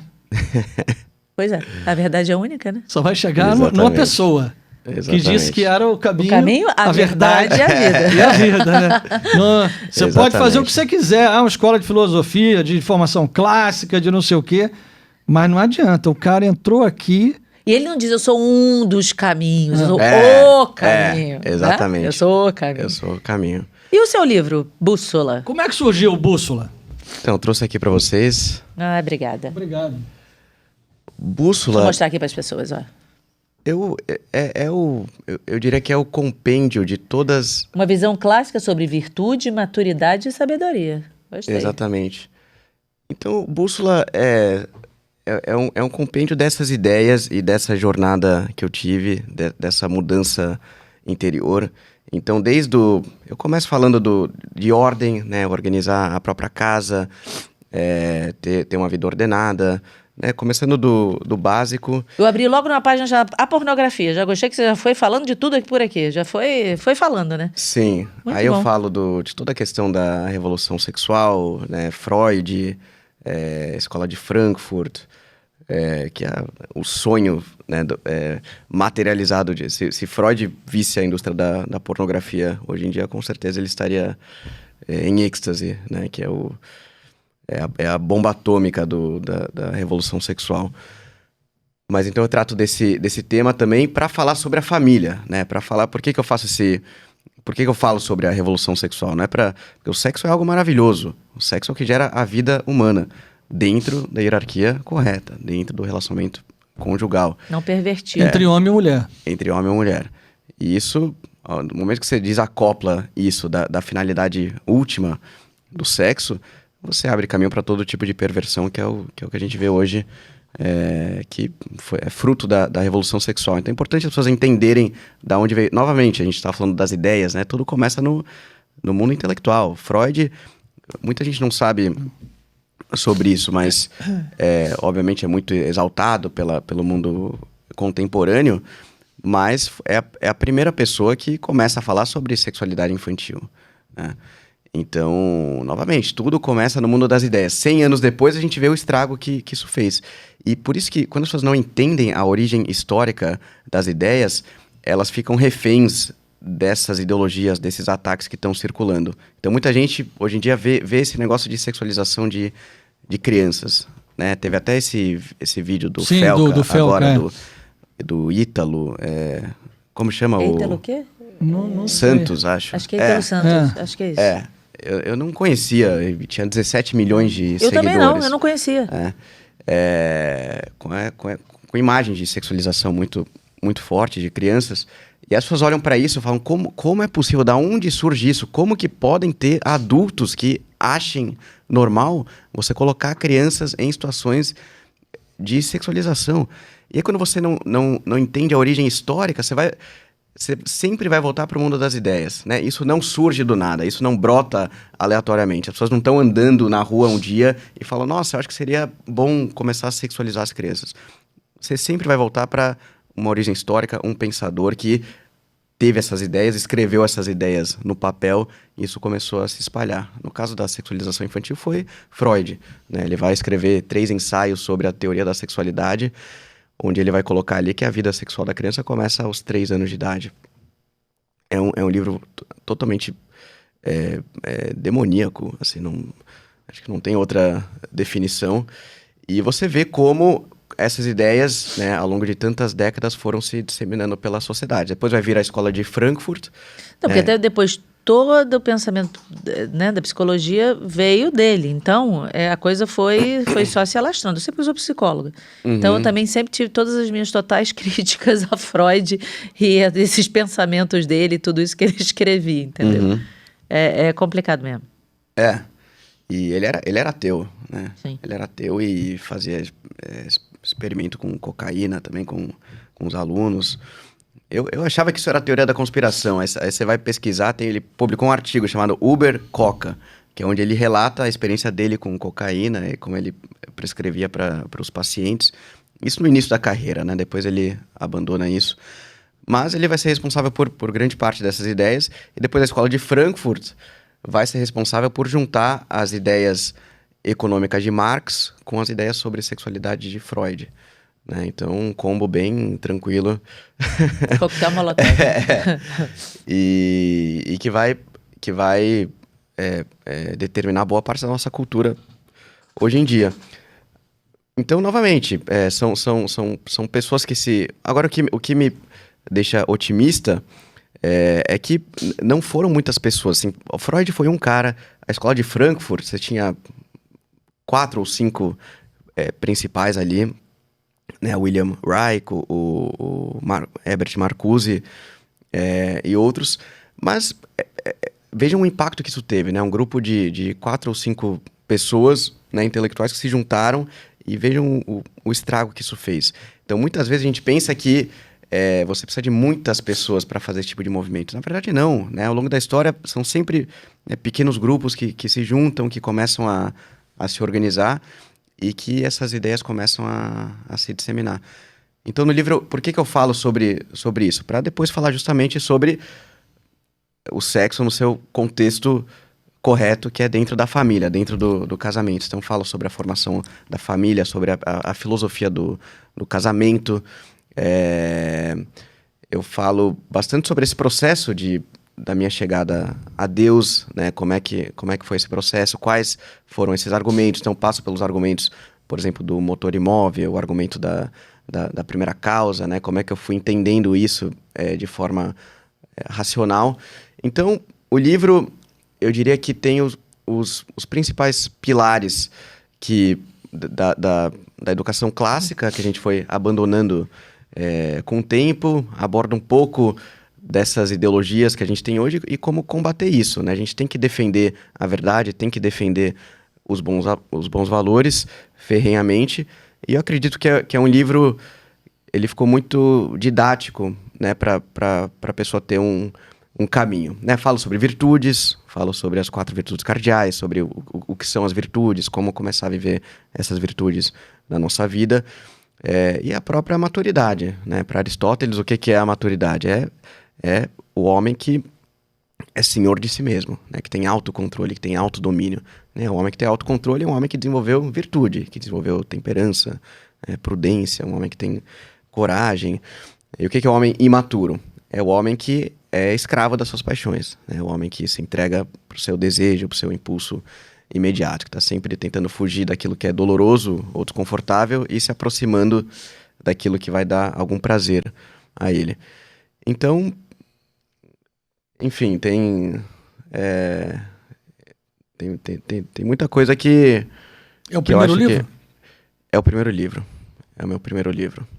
Acho interessante que, como você teve todo um pensamento, né, que você ateu e precisou ir bem por essa parte racional, muitas mulheres me escrevem, a gente recebe muitos directs falando assim, pô, eu acompanho, eu deixei de ser católico de BG a partir da Ânima, eu era de outra religião e virei católica a partir da Ânima, pô, mas meu marido ainda é ateu, meu marido ainda é muito racional, ou minha mulher, enfim, ó, aqui é um bom presente, porque pelo que eu tô entendendo, você faz todo o pensamento que você fez para chegar Exatamente. aonde você tá Exatamente. hoje, não é isso? É isso, ó, Então, pra é um todas bom as... presente, ó, pra quem tá... Você chega assim, olha, eu comprei um livro pra você. Sim. A bússola. É, uma não visão fala nada, só dá o clássica. livro. Tá bom, vou ler aqui. Como não tem nenhuma imagem assim de Nossa Senhora, não tem ninguém rezando nem nada, aí a pessoa, deixa eu ler, vou ver o que esse cara tá falando aqui. Pronto, aí vai tocando os corações. A bússola pode parecer até um romance, um troço assim, do caminho. Bússolas, e é tal. uma bússola. Aí a pessoa vê uma visão clássica sobre virtude, maturidade e sabedoria. Ah, tá bom, uma visão clássica, vai falar sobre os clássicos, né, da história. Tá bom, vamos ler. Foi vamos bem ver o que tem. pensado. Sim, sim. Então É, vai, porque- gente, ó, presente para esses maridos cabeça dura, para as mulheres difíceis, ó. Vamos embora. E acha esse livro na Amazon? É fácil Não, encontrar? tá no nosso site. Então, se entrar aí no... Tá no... Eu não vou saber qual o site agora, mas entrem no perfil do EBV Editora. É ebveditora.com. Talvez se a pessoa colocar bússola Gabriel Kanner, vai encontrar. Sim, vai Joga encontrar, lá vai no encontrar. Google, É. bússola Gabriel Kanner. Depois, com dois se N's. quiser, também a gente pode ter na nossa loja aqui, ver depois como É, é que sim, compra. se achar como é que interessante, Sim, sim, sim. claro, Aí coloca porque aqui daí as também, O né? pessoas- site é ebveditora.com. Aí vai ter lá, a gente tá entregando Agora, como é que todo o Brasil. você, quando você cria o Em Busca da Verdade, eu imagino que não sejam só vocês dois os professores. Como é que é catar bons professores? Porque quanto mais você vai crescendo e vai espalhando pelo Brasil, você vai precisar de gente para poder dar aula. Sim. Gente capacitada, gente que não é doida e gente que comunga da mesma coisa. Como é que Sim. você cata isso? Sim, temos outros professores também. Então temos o Diego Reis, que é Ah, o aqui Diego, Sim, nosso querido. amigo. aqui do Rio de Janeiro, pessoa fantástica. Quem não assistiu o episódio com o Diego vale super a pena. Muito bom. O Pedro Augusto, temos Pedro Augusto, a gente tá querendo trazer ele também, ó. Aí, Sim, Pedro Augusto, vamos sim. te puxar pra cá pra vir aqui falar com a gente. Ele é ótimo. Temos o professor Joel Gracioso. Não sei se você conhece o professor Não, Joel. esse eu não conhecia. Joel Gracioso. Eu ouvi alguém falar, me mas falou acho que não- dele. Vocês não- têm que trazer o professor Joel Vamos trazer também. o Então, só professor dá o Joel contato também. que a gente Pessoa traz. fantástica. Ah, ótimo. É a pessoa que mais entende de Santo Agostinho no Brasil, assim. Ó, que legal. É extremamente profundo. Temos, quem mais? Professor, o Dr. Jorge Rodrigues. nosso amigo também, já Jorge, teve aqui querido. Sim. O Vai dar Álvaro, aula com a gente também? Álvaro Siviero. Também. também. já deu Só aula. amigo, só cheio de amigo aí. Ó. O pessoal todo Pessoal nosso, todo né? legal aí. Agora a gente começou um programa interno de formação da própria equipe. Né? Legal. Então, toda semana eles têm aula, eles têm que ler um livro por semana. A gente está formando a equipe interna para Um livro por semana? Sim. Mas esse já não é o de ficar em pé, né?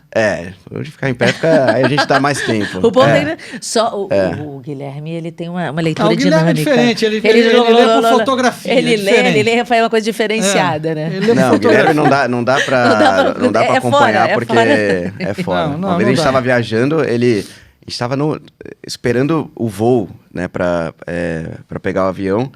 Ele leu um livro de ficar em pé em, sei lá, 1 hora. Um livro de 300 páginas. Eu falei, Não, bom, pior né? que ele lê, entende e sabe o que Entende, leu. e depois da aula sobre o livro... Não, gente. Aí não dá, absurdo. não dá. Aí cada um com seu dom. Ele mas- tem a memória fotográfica. Ele abre a página assim, ele leu. Aí ele passa, ele leu. Aí ele leu. Já ele viu leu. os Um negócio japonesinhos que fazem isso? O menino faz assim, parará, e lê um livro? assim. Mas isso é verdade? É verdade, porque depois você pergunta um negócio pra ele, ele sabe? Jesus, É um como é que negócio... você consegue isso? Como tá pensando assim? tem né? alguma coisa aí de sei lá. extraordinário, né? Porque o normal não é esse, né? Normal. Ainda vou O dizer normal mais. sou eu que abro, leio, aí peraí, eu leio, peraí. Aí a minha cabeça, eu sou sanguínea, minha cabeça voa, peraí, deixa eu voltar aqui pro primeiro parágrafo de novo, peraí, não fala comigo que eu tô lendo. Eu sou normal. Não é o que passa assim, leu tudo, Você é não. colérico, Bertoldo? Eu sou... Ele é colérico dizem. na raiz. É. Dizem, não sei se eu sou. Você é o quê? Melancólico ou fleumático? Eu sou fleumático. Ah, muito bem. Eu Sabia não- que era um dos dois, tava aqui. eu não tenho muito. Para mim é muito difícil não empreender. Não ir à Ele no frente. início dizia assim, eu sou reumático. Eu sou reumático, mas é muito difícil, muito difícil. Tem que parar, pensar. Quando eu vi, eu já abri a floresta. E Isso aí aí. alguém tem que vir pavimentando, porque eu estou indo abrindo a Amazônia. Então é difícil. Pois é, só eu sei. É difícil. Só eu sei. Calma, Bertaldo, lá vou eu atrás. Eu sofro com isso, mas é assim mesmo, não tem outro jeito. Quando você... No meu caso, a minha esposa é colérica, então sei. Sabe, ela essa então colérica. daquela do pra ontem, né? Bora. E tem ali tudo direitinho, hora de levantar, hora de deitar, hora de comer, vambora. Disciplina militar.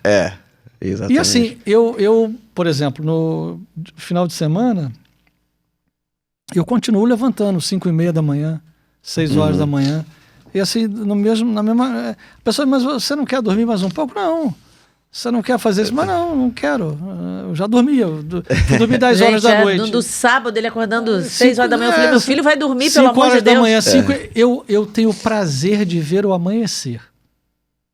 Ninguém me obriga. Eu gosto de ver quando a luzinha está lá no fim ainda, está começando a amanhecer. Gosto muito disso. Eu durmo com a janela aberta. Eu gosto de acordar com Eu não o sol. consigo dormir com a janela aberta, que minha senhora, ela não... Gosto não. Ela precisa dormir com tudo escuro. Eu gosto do escurinho. E aí eu já deixo as coisas no lugar certo, que a mão vai e eu já sei que tá ali, porque se eu depender de uma luz, eu tô lascado. Então, eu tô mentindo? Não. Não tá. Agora, eu tenho o botão de ligar e desligar. Não sei se você é assim. Deu 10 horas, eu desligo. Deu 5 horas, eu ligo. Eu gostaria de estar dormindo mais cedo. É que a gente tá tendo tanta aula à noite, tô voltando tarde para casa. Não, quando eu preciso também, que eu dou aula aqui também, ou qualquer coisa, tiver podcast e tal, a gente vira, isso não é o problema. Sim. Também não desmaio, né? Tô aqui 10 horas da noite e desmaio, não. Mas eu tenho uma predileção para dormir cedo e acordar cedo. Sim. É excelente. Eu levanto normalmente 6 da manhã. Quando eu treino, tô treinando normalmente jiu-jitsu 6 da manhã. Eu acordo 5h20 para sair pro treino. Mas é bom, que aí já tira eu falei com o Kenny ontem que eu queria começar a fazer jiu-jitsu, porque eu já fiz luta muitos anos atrás na minha vida. Hoje a gente faz musculação e tal, né? Todo dia. Mas eu queria voltar a lutar. Não sei se vale a pena e tal. Você vai se dar bem com esse tamanho? Não sei. Com essas pernas Ou compridas vou já apanhar passa pra caramba, assim. né? Vou apanhar No pra início caramba. apanha um pouco, mas depois você já fez outras coisas. Você... Nessa expansão toda e no que vocês estão fazendo, quais são os planos? É o Rio de Janeiro, São Paulo e Belo Horizonte ou anda mais pelo Brasil? Também, né? Não sei. Como é que faz? Então, a gente tá montando essas... Então, a gente começou esse programa de formação interna dos professores justamente para conseguir fazer essa expansão, porque o nosso desafio hoje é ter bons mão de obra, professores, que a gente possa mandar pro país inteiro para dar aulas. Então, a gente brinca que a gente quer montar a Ordem de Cristo do século XXI. Então, os meninos chegam lá, eles precisam treinar jiu-jitsu, tem que ler um livro por semana, né? Quais meninos? Os que trabalham com a gente, né? A equipe? A equipe. A equipe tem que lutar todo dia. Não todo dia. Mas o professor Joel que eu vi, acho que ele não luta, não. Luta? Professor Joel, não. Não, ele está dispensado da luta. Mas o professor Joel, ele emagreceu muito. Ele perdeu, acho que quase 30 quilos. Nossa. Quando ele começou a dar aula no Em Busca, ele não conseguia ficar em pé. Ele só dava aula sentado. Caramba, agora ele que dá aula... progresso. Daqui a pouco, vai estar no jiu-jitsu, hein? Mas vem cá, então peraí. Ó. Os seus funcionários, eles têm que lutar jiu-jitsu? Eles não são Obrigados a lutar, mas mas são convidados. indicados. é fortemente recomendado e eles têm uma uma bolsa, né? Então a gente subsidia que legal. a maior parte da mensalidade. A gente tem uma parceria com a Aliança, que é do professor Fábio Gurgel, que é aqui do Rio de Janeiro. Sei. 4 vezes campeão mundial, é uma das maiores lendas da história do jiu-jitsu. E ele foi aluno da primeira turma do Em Busca, depois se tornou professor. E a gente tem uma parceria, tem muita sinergia, né? Porque quando fala dos grandes líderes da história, né? A gente fala muito sobre guerra, esse espírito guerreiro, né? De você realmente ir para o combate. E o jiu-jitsu é uma ferramenta maravilhosa para despertar esse espírito E de guerreiro nas disciplina pessoas. também. muito Exatamente. De disciplina. Então, aí aí eles pagam um valor quase que simbólico, né? Para quem quiser ter a bolsa do jiu-jitsu. E aí eles podem legal. fazer. Aí treina 2 vezes por semana, por exemplo. Sim. Mas tem umas senhoras trabalhando lá também, elas também treinam? As mulheres não... Do escritório, por enquanto, não se animaram muito. Mas na Então tá imersão lá. a gente faz... Uma das aulas é de jiu-jitsu, então a gente todo mundo coloca um kimono, vai pro tatame, a gente tem uma aula prática de Que legal. jiu-jitsu e as mulheres adoram também. É super bacana. Muitas acham que não vão gostar, mas é uma experiência ótima. E Padre Paulo Ricardo também vai lá, lutar lá, não? ele treina karatê, né? Karatê, é verdade. Você fez o quê? Foi judô? Eu fiz taekwondo, judô e jiu-jitsu. Eu sou treinado nas artes marciais todas. Então já Entendi tem uma todas. base... Não, já. Aí. Eu fazia mais taekwondo por conta da perna, né? Justamente por isso. Sim. Era mais fácil, né? Uma perna desse tamanho. Pra quem tá assistindo a gente, que encontra a gente pessoalmente, fala assim, nossa, eu achava que vocês eram baixos, vocês são altos. Bertal tem umas pernas compridas, Bertal tem 1,90 m, gente. eu sou baixinho. Então as pernas vão... Eu sou bem baixinho. É engraçado, todo mundo fala isso pra gente quando encontra. Nossa, vocês são altos. Vocês são altos. Porque só vê a gente A no internet podcast, engana, aí eu fico rindo, eu falo, pois vocês são altos. Eu vim do Bertaldo com 1,90 com as pernas compridas, então já viu, né? Mas eu vou gostar muito de fazer uma aula lá de jiu-jitsu. Então. É. E engraçado Eu não que tenho você falou kimono isso, mais, ele tem que falou isso arrumar essa kimono, semana. né? Ou tem lá? Não, tem. Tem? A gente tem lá. O legal é que você falou isso essa semana. Falei ontem, falei, pô, eu queria fazer jiu-jitsu de novo, cara. Não, eu tô gostando muito de treinar. Porque o que eu Você já tá fiz em que vários... faixa? Eu tô na faixa azul. Eu já fiz vários esportes, joguei tênis, futebol. E aí o que eu vejo? Todo esporte é um combate simulado, né? Então você pega o tênis, por exemplo, é um combate entre as duas pessoas, mas você tem vários elementos no meio, né? Então você tem a quadra, a raquete, a bolinha, a rede.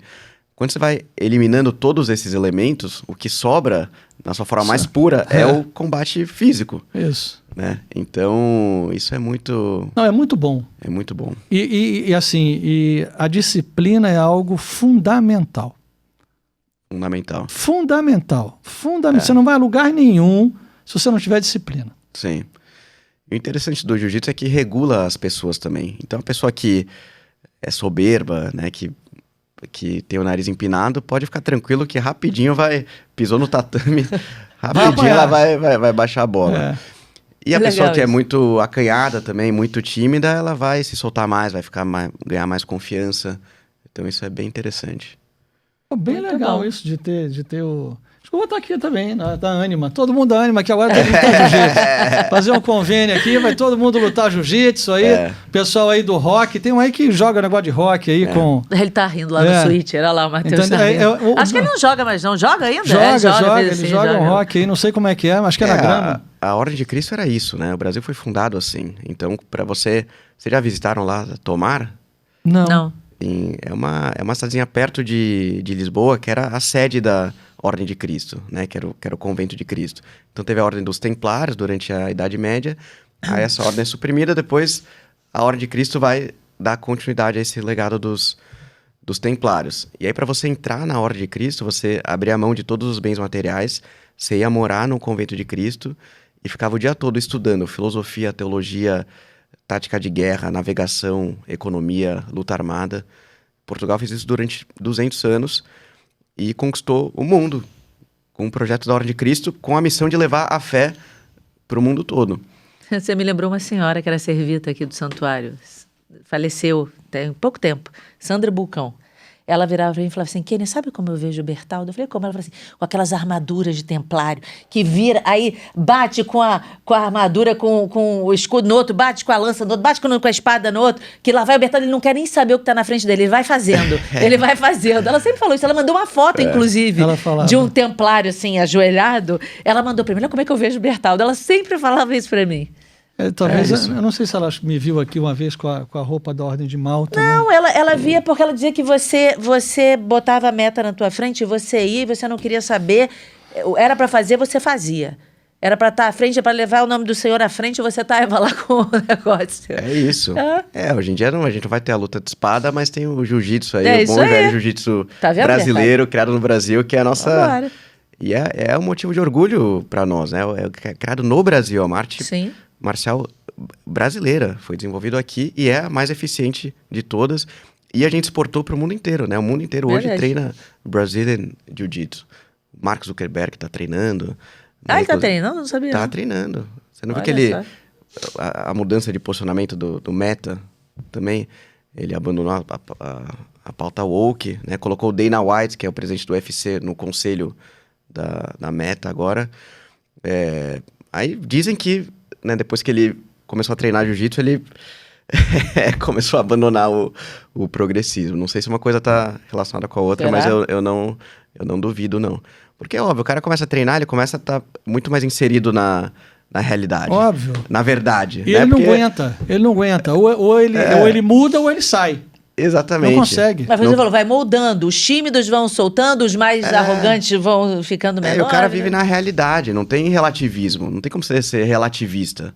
Não, mas eu acho que a verdade é relativa, né? Mas o cara vai pegar suas costas.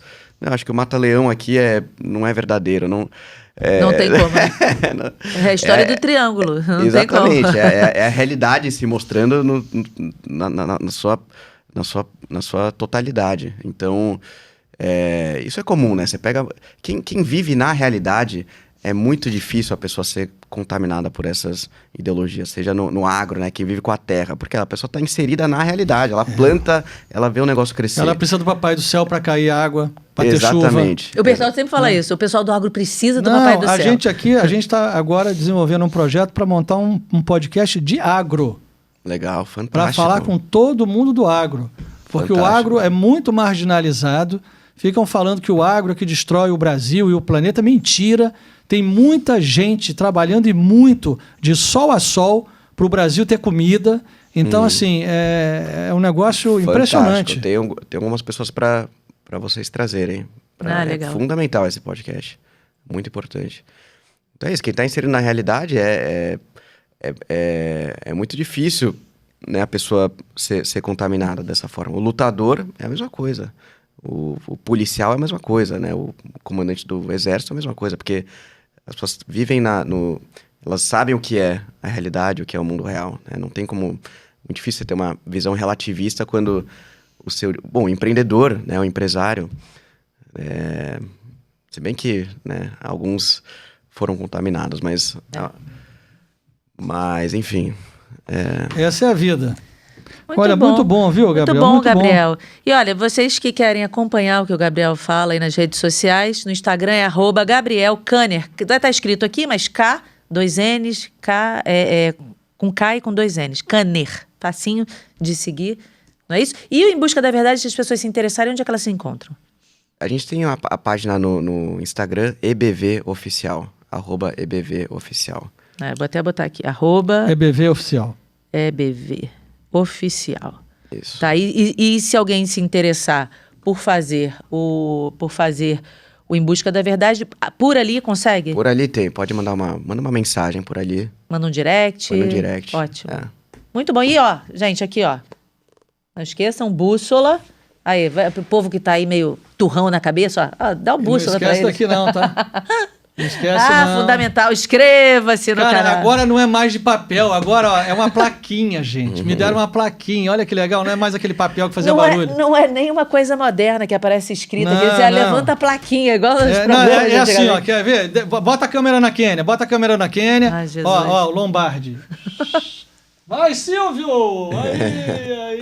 Parece a mão do... não é o coisa ó, que entra. A mão, Olha, Esse maluco. Isso aqui é um negócio que a gente faz agora, é muito moderno. Muito moderno. Inteligência artificial, olha só. Ó, tá vendo? Ó. A mão, depois apaga a mão, né? Bota um... Inteligência artificial. Gabriel, muito obrigada, viu? Foi muito bom. Obrigado. Obrigado, Eu tava te esperando Kênia. e finalmente aconteceu. Obrigado, Bertaldo. Foi ótima conversa. Uma alegria estar aqui com Manda vocês. parabéns pra sua mulher, viu? Que ela é responsável por tudo Exatamente. isso. Martina, uma salva de palmas É, pra você. pra você, ó. Parabéns uma salva de aí, palmas viu? pra Martina. Evangelizadora. É isso aí. Mudou um coração de um homem, transformou esse homem. E a partir desse homem, olha quantas pessoas estão sendo transformadas. Não é isso? Então, muito Isso aí. bem. Isso aí. Muito obrigado, bem. obrigado, Bertaldo. Parabéns pelo trabalho aqui, pelo Ânima. Eu fiquei impressionado com tudo que vocês estão construindo aqui. Agora eu entendi porque, né, ainda bem que você insistiu ontem, falou, não, precisamos nos encontrar, a gente conversar, tem que exato. estar mais próximo. É isso. E temos o mesmo propósito, né? Estamos na mesma trincheira. Isso aí. Vamos Vamos em fazer frente. coisas boas juntos, unidos. Isso aí. Deus quiser. Beijo. Tchau, Obrigado. gente. Até a Tchau, próxima. gente. Bertaldinho sempre azul aí, não esquece. Tchau.